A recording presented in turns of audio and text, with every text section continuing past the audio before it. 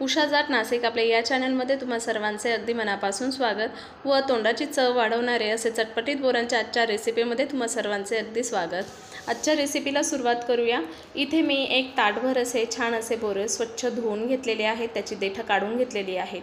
ही बोरं मी छान अशी जेव्हाही सीझन चालू होता गावठी बोरांचा त्यावेळी मी ही बोरं छान अशी उन्हामध्ये म्हणजे हलक्या उन्हामध्ये ही सुकवून घेतलेली आहेत। खूप जास्त कडक उन्हात ही बोरं मी खूप जास्त दिवस सुकवलेली नाही, अगदी 3-4 दिवसच मी ही कोवळ्या उन्हामध्ये ही बोरं छान सुकवून घेतलेली आहे। आणि मी अशाच बोरांची निवड केलेली आहे की ज्याला कीड वगैरे राहणार नाही, कारण इथे जेही आसपासचे जेही आमच्या घराच्या आजूबाजूला झाडं आहेत ना, तर त्या झाडांचं म्हणजे कीडच नाही आहे त्या बोरांना, त्यामुळे मी ही रेसिपी बनवत आहे। तर बोरं निवडताना तुम्ही देखील तितकी काळजी घ्यायची आहे। जर तुम्हाला बाजारात जर बोरं मिळाले ना, तर तुम्ही नक्कीच त्या बोरांची ही रेसिपी नक्की करून बघा। लहानपणीची बोरकुटची जी आठवण आहे ना, ती यातनं तुम्हाला नक्की मिळणार आहे। यासाठी मी मस्त ही बोरं स्वच्छ धुवून घेतलेली आहे, त्यानंतर त्याची देठं काढून घेतलेली आहेत।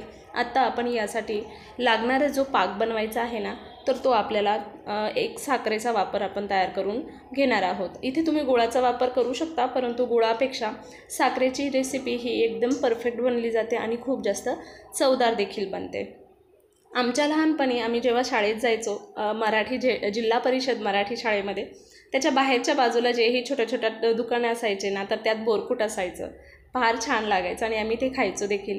तर त्याचीच एक ही छान अशी टेस्ट असणारी ही रेसिपी आज मी तुमच्यासोबत शेअर करत आहे। तर मी ही बोरं आता एका कढईमध्ये काढून घेत आहे। आपल्याला साखरेचा पाक न बनवता आपण या बोरांमध्ये साखर मिक्स करून घेणार आहोत।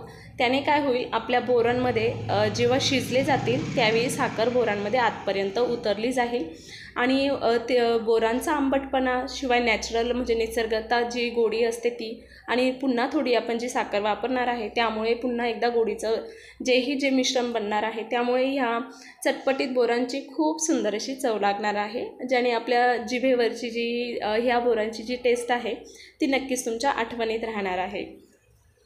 आता आपण गोडीसाठी साखरेचा वापर इथे आपण आपल्या स्वतःच्या अंदाजानुसार घेणार आहोत। तुम्ही किती गोड खातात किंवा तुम्हाला किती आंबट ठेवायची आहे ही रेसिपी, जसं आपण लोणचं आपण कुणाला गोड आवडतं तर कुणाला आंबट आवडतं, तर त्यानुसारच इथे आपण साखरेचा जोही वापर आहे तो आपण स्वतःनुसार करू शकतो। तुम्ही हवं तर थोडी एक्स्ट्रा साखर घालू शकता। तर मी ते साधारण पावशरच्याही वरती व अर्धा किलोच्या थोडी कमी इतकी मी इथे साखर घालून घेतलेली आहे व या पद्धतीने ही बोरं छान मस्त साखरेमध्ये मिक्स करून घेतलेली आहे। यामध्ये आपल्याला 2-3 चमचे पाण्याचा देखील वापर करायचा आहे किंवा अर्धा कप आपण यामध्ये पाणी घालू शकतो। त्याने काय होईल, साखरेचं जे पाणी आहे ना, म्हणजे साखर विरघळण्यास मदत होईल आणि बोरंही पटकन छान साखरेच्या जेही लिक्विड मिश्रण असेल ना त्यामध्ये छान अशी शिजली जाणार आहेत। आता आपण हे सर्व मिश्रण मिक्स करून घेतले, गॅसवर ठेवून घेऊया। मंद गॅसवरती आपल्याला तुम्ही बघू शकता इतकं मी इथे पाणी वापरलेलं आहे। इतक्या पाण्यामध्ये साखरेचं जेही विरघळण्याची जी ही क्रिया आहे ती छान बनली जाणार आहे। मंद गॅस किंवा मध्यम गॅसवरती आपण आता ही बोरं छान अशी 10-1 मिनिट आपल्याला शिजवून घ्यायची आहे, जास्त वेळ देखील लागत नाही। साखरेचा जोही पाक आहे ना, तर तो तुम्ही थोडासा आटवून घेतला की आपली रेसिपी बस तयार होते। यामध्ये हवं तर तुम्ही थोडंसं काळं मीठ टाकू शकता। तुम्हाला जर वाटलं की थोडीशी चटपटीत फार अशी थोडीशी तिखटही हवे असेल ना, तर अगदी थोडीशी लाल मिरची असते ना, सुक्या लाल मिरच्या अगदी थोड्याशा मस्त ठेचून घ्यायच्या आणि त्या देखील म्हणजे 1 चिमूटभर पावडर फक्त वरतून टाकू शकतात। परंतु मला इथे लहान मुलांसाठी, माझ्या मुलांसाठी करायचं आहे आणि त्यांना फक्त गोड आंबट असंच आवडतं, तर मी त्यामुळे इथे मिरचीचा वापर करत नाही आहे।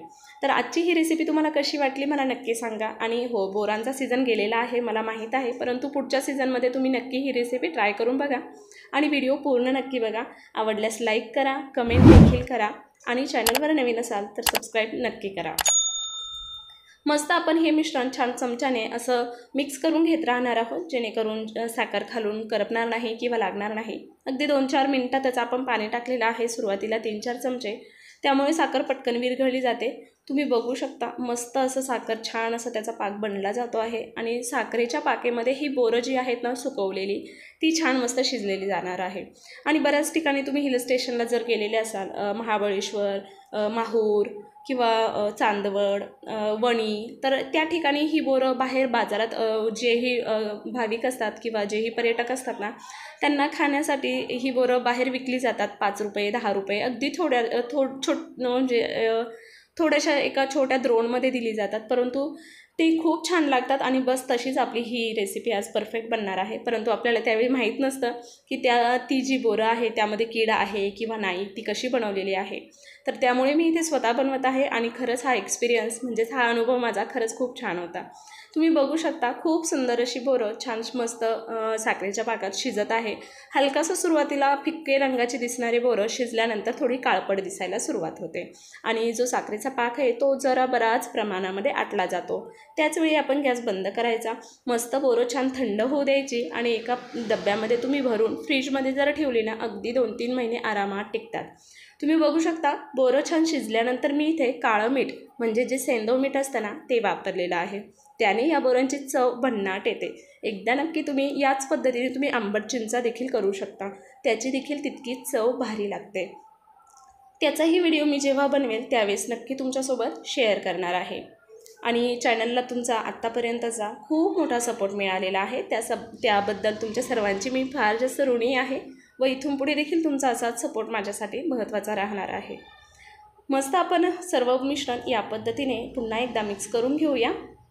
जवळजवळ आपली ही जी चटकदार बोरं आहे, चटपटीत बोरं आहे, छान मस्त तयार झालेली आहेत. थंड झाल्यानंतर या बोरांची चव अप्रतिम लागते.